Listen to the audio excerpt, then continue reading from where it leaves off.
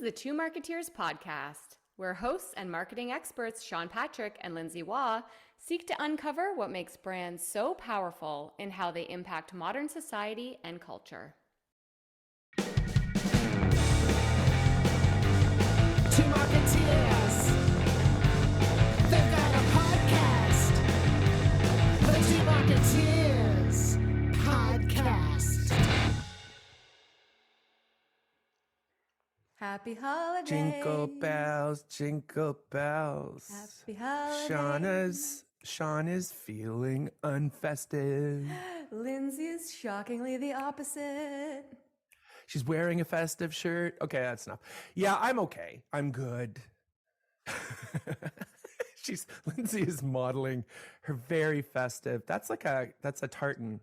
I don't know what it like. It's like a Macintosh or. That's right. Yes, that's right. I'm a Mick, not a Mac. Sean, I didn't know you knew your tartans so well. Kind of do because of the Irish thing, but it's also because when I was a kid, my favorite thing was that Macintosh caramel or butterscotch. Oh, did you smash it? Did you smash it? So fun. Yeah. And it got really stuck in your teeth. Now you'd be like, yeah, and that was the pattern. I do remember. It's so good. Stop making faces. Sorry, listeners. I'm making a lot of faces. This will be good for our YouTube channel. Yeah. Happy holidays. Happy holidays. Happy holidays. One year when we were recording the holidays, Sean showed up with a full elf glasses hat. And he Regalia? shocked me. Is that what that is? I don't know. I was like, whoa! I think you were wearing that shirt. I'm just going to say it. This is my only holiday top. I wear it for the month of December, every day, every year. So what are we doing here? What are we doing here, Lindsay? What are we doing here? We always do some sort of tidy three, a top three. At the end of each calendar year. So our podcast seasons go from September to June, typically a season.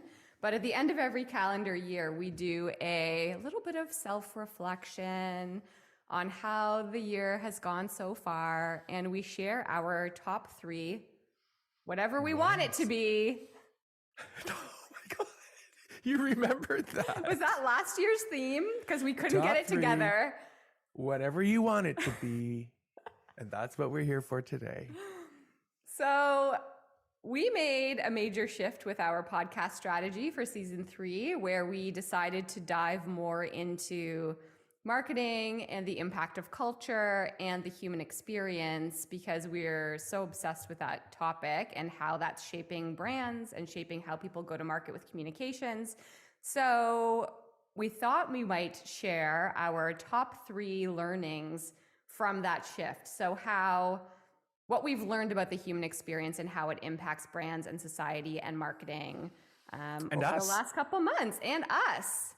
To back it up a little bit is so people understand, we've been exposed to a lot of what I would say science and ways of doing things over the last, especially thanks to this podcast, but based on, I've been able to apply it to my work. Lindsay, I'm pretty sure you've been applying it to your work. Mm-hmm. We've been in contact. We've observed multiple sort of approaches that I would say progressive brands are doing. And this whole idea around human-centered design and the human experience and design thinking were all the kind of things we tapped into and shared about that we were discovering through working with different partners, different clients. Mm-hmm. And, we're like, so what are we here to do? And it's to kind of turn that science and all that stuff that's out there that, unless you're a strategist working for big brands, you probably aren't able to keep up. But the idea is that it is a way of thinking that Lindsay and I realized as sort of consumers and strategists and creatives, all the things that we are, we realized that as a brand, think of us as humans. Mm-hmm. Okay, there's nothing super new about it, except it's a little shift in how we think. Mine are all about me, so. Are they? No, I don't know. Okay, you should lay down on the couch. This is They're reflections. They're observation. Lindsay gives me homework. I'm the master of homework. And it's like, I have 3 words, and I'm not telling them until you do your 3. I like when we toss them back and forth. When I'm like, what do you share? Then what do I share? What do you share? We'll try. It's just, Try. you and I are the worst on staying on track. How we Literally. have a podcast. It's just ridiculous. Okay. The 2022 top 3, whatever you want them to be, about human experience. Dun, da, da, da. Number 1. I think brands have evolved over the last little while from a transactional, functional experience to try and have more of an emotional experience and an emotional connection with their consumers, with their audiences. I've learned, but I also keep challenging myself every time we talk about human experience, is that for a brand, the transaction and the function is also a part of the human experience, like swiping your credit card and being in a store. Like those transactional experiences are part of the human experience. But where I think human experience has really been elevated is in that emotional territory. I like it. Because it's not just about kind of like going through your day to day and the human experience being transactional and then sometimes emotional and that. It's more the holy grail of getting to that emotional connection. Absolutely. That's number 1. Marinate on that. Please. Do you want me to do mine? Because I have one associated with that. Is it? Okay, let's hear it. My first observation is I made a conscious decision to make human experience part of my practice. Yeah. Right? And what I've noticed it does is it brings empathy. Mm-hmm. And it brings empathy very early on. Because, it's the same process. It just, right from the beginning, when you have to think of the human, what they're thinking, what they're feeling, what their multifaceted experience is at every moment in the day, you go a layer beyond and really think of them as human and try to make a connection as a brand. And that is the best way to make a connection as humans is by listening, because you need to listen in order to be empathetic, right? Yeah. So it's a very human kind of thing, but it's that idea of if you want to trigger emotions, well, there's one thing about triggering emotions, because we've seen a few things this year that triggered emotions. We just don't know if they triggered the right ones. It's that human connection, and the thing that's required, or the most, the thing that we have as humans that no one else has, is the ability to have empathy. And this whole human experience idea is, how can brands do it? Brands can and do show empathy. They have that ability, but they can only do it by understanding, it's big data and all that stuff, but actually taking the time to understand it, because it shifts what marketing's greatest value is, I believe. This is big. What is it? Marketing used to always be about the communication and what brands say. Now marketing and strategy specifically is about listening. It was always about gather as much as you can, make assumptions, and then formulate some kind of a assumption that's pretty solid, and be creative about your approach and how you're going to do that, and win awards if the industry thinks you've done that well. Yeah. And now I just feel like, we're starting to see that it's brands that show they can listen and understand me. That's where marketing's power is. And that's where a brand is the aspect of marketing that can make that connection. Yeah. That to me is fundamental. So it's almost like you would think of it as like listening, understanding, empathy, action, communication. Like it's kind of where they may have not necessarily had the ability, years and years and years ago to be able to have that listening piece. Like with social media and all the different tools now, listening is so much easier than it ever was before, which then can fuel your understanding of what people are going through, which then enables you to have empathy to their situations, which then enables you to design your brand around what they're thinking, what they're feeling, what they're doing, and the value that you create in their lives, which is the human experience they're going through with your brand. Yeah. We've always said, I've always said that the goal of brands is to be as human as possible. Right? Well, now with the practices evolving and most important, humans having that sort of control over, I'm going to decide who I trust. And the only way you can authentically gain trust over time is by consistently showing that you listen. Yeah. And not that you listen once, that you're always listening, right? Listening, adapting. At every point. Yeah. It's a layer of the process that I'm seeing clients either bring me some really interesting insights when I ask them about, like, you know, what are your I do a lot of B2B. What are your customers feeling? Think of like, what's keeping them up at night? And I deal with smaller businesses, and it's really interesting to me, though. It used to be big brand kind of stuff is now so practical. Yeah. I mean, I think that goes perfectly into my second one. Number two was exactly B2B and internal audiences. So like audiences who aren't your end consumer. I think the human experience is now also really, really being focused on a lot for B2B businesses, as well as your employees, your sales teams. Like if, for instance, you are a pharma company and you have pharmaceutical products, like end consumers who are using your product, but you have doctors who are prescribing your product, and you have sales teams who are connecting with a doctor selling your product, and then you have the employees of that company. All of these different audiences, the human experience is critical for them as well. So I think the spotlight is not only on end consumers and how we have an elevated experience for them and we create empathy for them and how that fuels our communications. It's also like the B2B audience needs to be thought of in that way as well.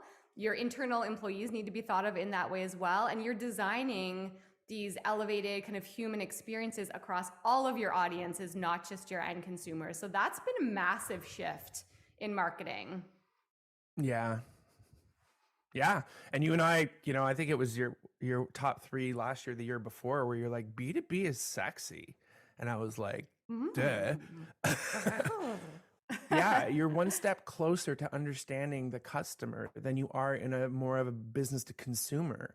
Yeah. And you understand them. And a lot of times you're like, what does your B2B customer want? They want a discount. It's like, okay, yeah, everyone wants a discount. What else do they want? Like, what are they looking for? And now that they have the ability in their daily lives to be communicating with Starbucks and Amazon and all of these digital experiences that are so amazing, they expect those types of experiences between their B2B relationship with you as well. So it goes beyond transaction. And really the way you play in that elevated B2B space is by thinking through the human experience, listening, learning, understanding, empathy, all those things that you just discussed. B2B, baby. B2B, baby. So what's your number 2? It uncomplicates the process. Believe it or not. Do tell. It removes speculation. When you do this sort of human experience approach first, it's heavy up front. It's heavy for me when I do a lot of stuff myself, for, you know, individually for a client. And it's hard. It's hard, but it's the same process.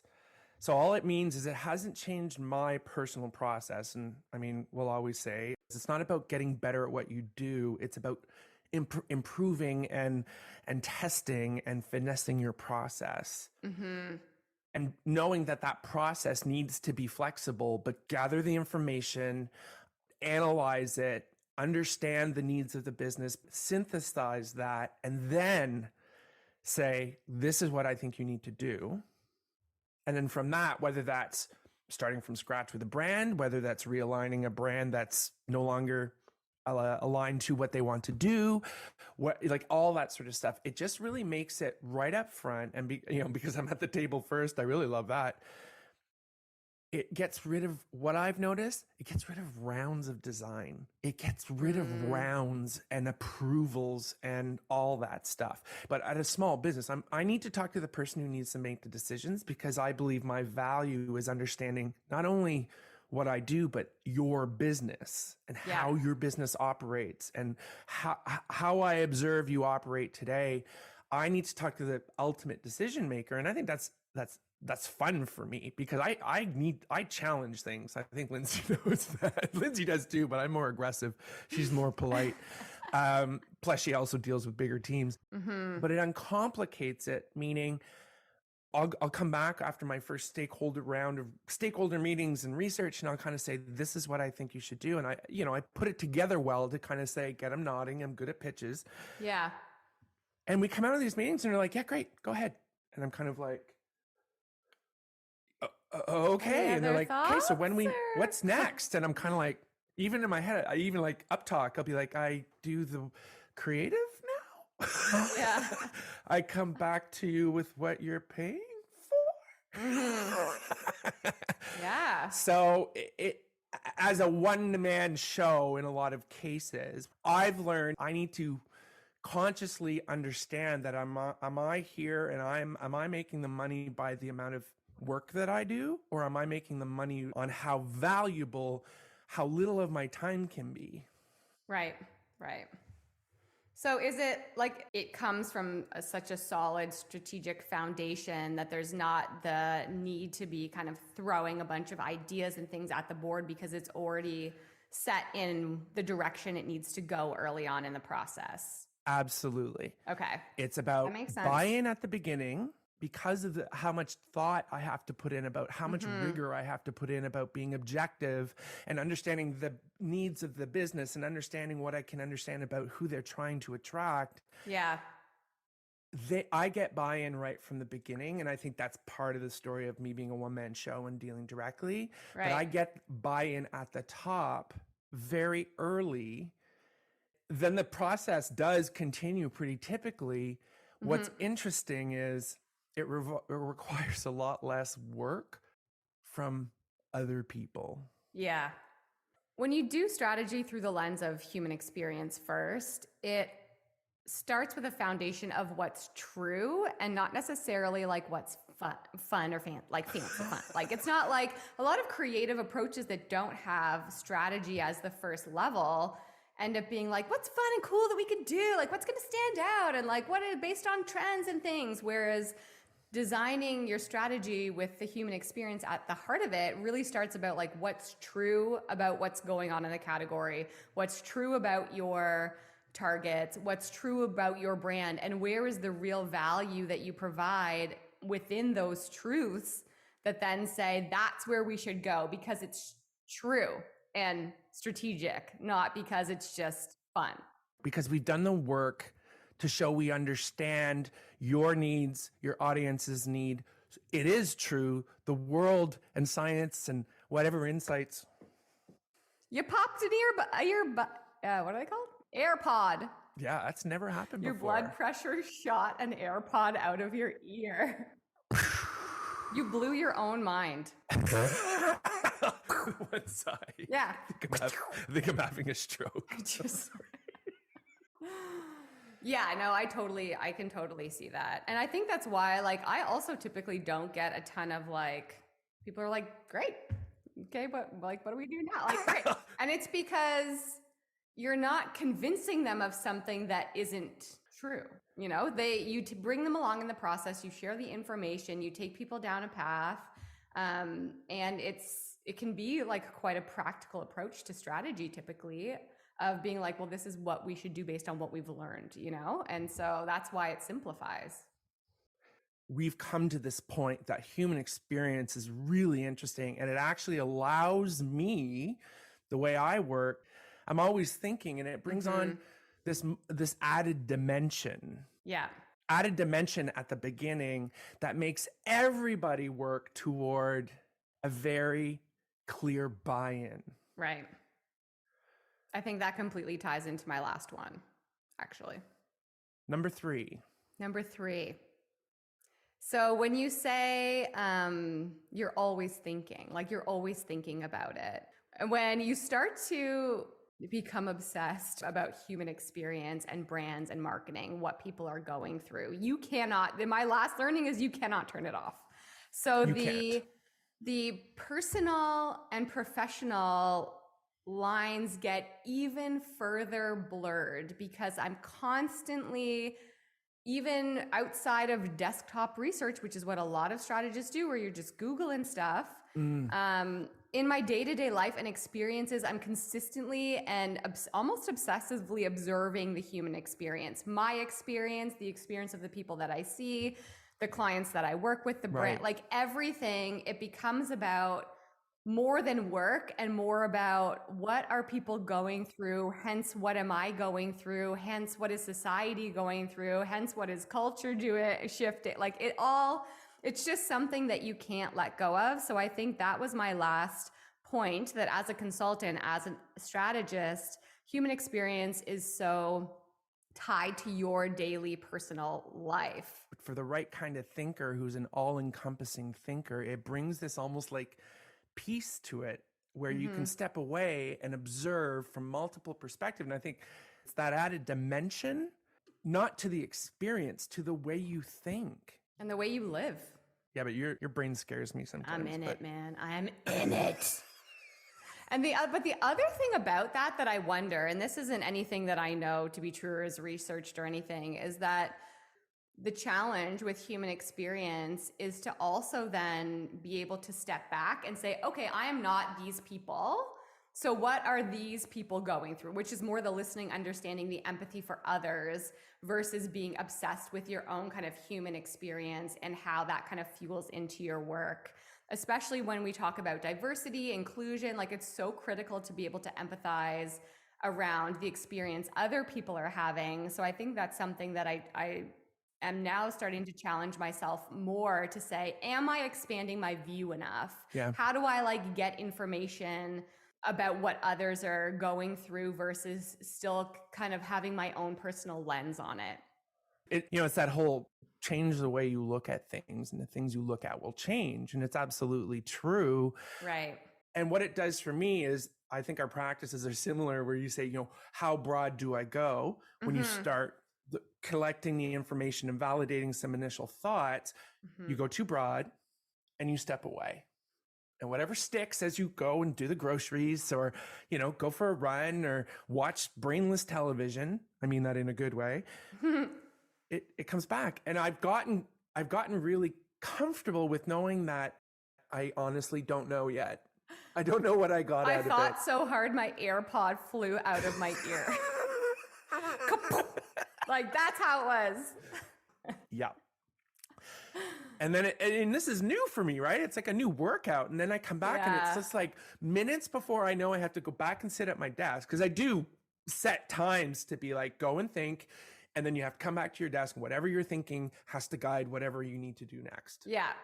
Right? Yeah. Like, you're going to forget 90% of it. You're going to filter it. You're going to go 5 different directions. You're going to have to be able to let go of an idea, which is the number one thing I'll teach any creative, is you have to be able to fall out of love with the most brilliant idea you ever came up with every time. And strategy. Right?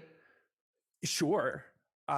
So it's that idea of, it's really helped my practice of just bringing a little bit of, and this is my number 3, it brings conviction to whatever it is you put forward. Okay. Conviction, because it's like, I've given this more thought than this person ever hoped that I would give it. More thought than this person has given to this aspect of their business, right? Right. I'm confident in, because of my process, it gets buy-in from the beginning.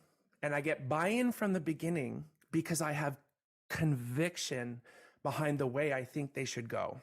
And I'll be like, this is my opinion. You pay for my opinion. In the end, I will do whatever you tell me to do. I promise you that. And then that conviction up front simplifies the process. I can completely see how that would be. And it brings back a final thought for me. It shows that now that I've applied it to myself, it allows me to be a lot more organic in my process. And an organic process ain't what this industry traditionally has created. Yeah. I know. And I don't know how you feel about it, but I do feel as well that I'm moving less from a structured process to more of an organic type of process. And there's a lot of vulnerability in that. There is. No. if you've done it the way you've always done it and you check the boxes, you're going to get somewhere. But it's like, is that the best place to get to? And so when you move to a more kind of organic, human experience, insights driven process that isn't linear, there's just a lot of vulnerability in, are you going to get there? I think I agree. I think, though, from my reflection, the human experience approach allows me to avoid that vulnerability or accept that vulnerability and be like, yup, you should be terrified. So go for it. Right. So it is still iterative. I fully believe in iterative. I fully believe in process. But, in my 30 plus years of working, I'm seeing a real sort of, like you said, Lindsay, I feel like my work and my life have this whole work-life balance, which I think is bullshit. We'll do a whole episode on that. It brings them together in a way that it's kind of serendipitous. Yeah. Yeah. Like if it's about what kind of energy are you putting into your work, and the more that energy can be fueled by stuff you love or things you absolutely feel you need to find out, and it can be about uninteresting business per se. Like I'm doing stuff for B2B in the world of commercial cleaning, and it's awesome. I hear you. It's the curiosity. Like the curiosity doesn't get boring. We're testing a theory here. Which is vulnerable. Like, am I the only one where the vulnerability still like wakes you up in the night sometimes? Like, hello, are you feeling nervous? Poor Lindsay. No, I'm not. It's organic. Okay. It's organic. I'm not nervous. It's true. They actually say, like, I was reading, I think we were both reading this thing from Mark Pollard, that Insights About Strategists. And it was like, how many times you're woken up in the night? Like it's with something where you're like, like the piece, it's so odd to me how your brain connects pieces when you're sleeping.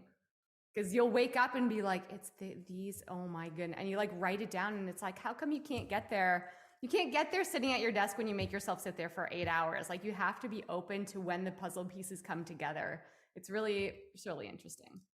My human experience is undeniably one that brings work and my human experience together. And it's very exciting. Yeah. And I'm lucky enough to be a consultant, to do all the things I love to do on my own. It can be lonely sometimes. They do talk about strategists being lonely. It can be lonely sometimes, but it's really exciting. So yeah, there's no going back. We're in it. We will not be rethinking our strategy around human experience. That's for sure. We are still knee deep in human experience. So that's our top threes. A tidy 3 to wrap up the year. Yeah. So our next episode after this will be in the new year.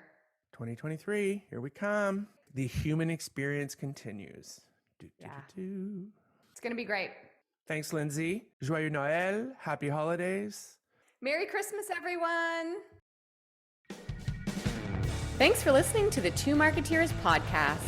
New episodes launch every 2 weeks. Find the Two Marketeers Podcast on Apple Podcasts, Amazon Music, or wherever you like to listen. And be sure to rate and subscribe. Listen on our website, thetwomarketeers.ca, or you can ask Alexa to play the Two Marketeers Podcast. Want to keep in touch? Follow the Two Marketeers on LinkedIn or at Two Marketeers on TikTok. We've always got something to share.